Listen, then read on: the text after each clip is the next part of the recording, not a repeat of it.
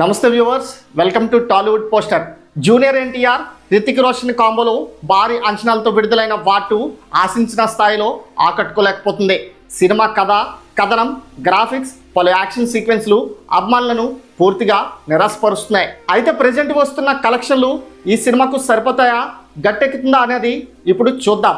వాటు official collections పరిశీలించినట్లయితే ఈ cinema 5 రోజుల్లో ఇండియాలో 240 కోట్ల గ్రాస్, ఓవర్సీస్లో 60.50 కోట్ల గ్రాస్ను రాబట్టగా మొత్తం ప్రపంచవ్యాప్తంగా 300 కోట్ల క్లబ్లో చేరిందని అఫీషియల్గా కలెక్షన్స్ అనౌన్స్ చేశారు.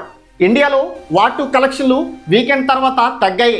ప్రతి సినిమాకు సాధారణంగా ఇది జరుగుతుంది. అయితే ఈ మూవీకి వచ్చిన నెగిటివ్ టాక్ నేపథ్యంలో మంగళవారం మరింత పడే ఛాన్స్ ఉందని కొందరు అంచనాలు వేశారు.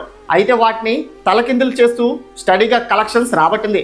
ఇండియన్ బాక్స్ ఆఫీస్ బరిలో మంగళవారం వాటు నెట్ కలెక్షన్స్ 8.25 కోట్లు. సోమవారంతో కంపేర్ చేసి చూస్తే కేవలం 50 లక్షలు మాత్రమే తక్కువ కలెక్ట్ చేసింది.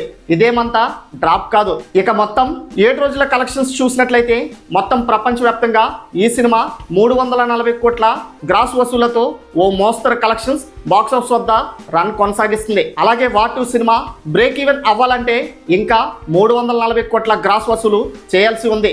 ఈ లెక్కన వాటు డిజాస్టర్ అయ్యే సూచనలు ఎక్కువగా కనిపిస్తున్నాయి. అయితే ఈ సినిమాను అమ్మిన రేట్లు చూస్తే ఆ కలెక్షన్స్ చాలా తక్కువ. పైగా ఎన్టీఆర్, రితిక్ రోషన్ వంటి ఇద్దరు స్టార్ హీరోలు ఉన్న సినిమాకు ఆ కలెక్షన్స్ తక్కువ. అందువల్ల డిస్ట్రిబ్యూటర్లు లాస్ వచ్చే ఛాన్స్ ఉందని ట్రేడ్ టాక్. మరి ఈ సినిమా కలెక్షన్స్ పై మీ యొక్క అభిప్రాయాన్ని కామెంట్ రూపంలో తెలియచేయండి. వీడియో నచ్చినట్లయితే లైక్, సబ్స్క్రైబ్ చేసి కామెంట్లో హైప్ క్లిక్ చేసి సపోర్ట్ చేయండి. Thanks for watching.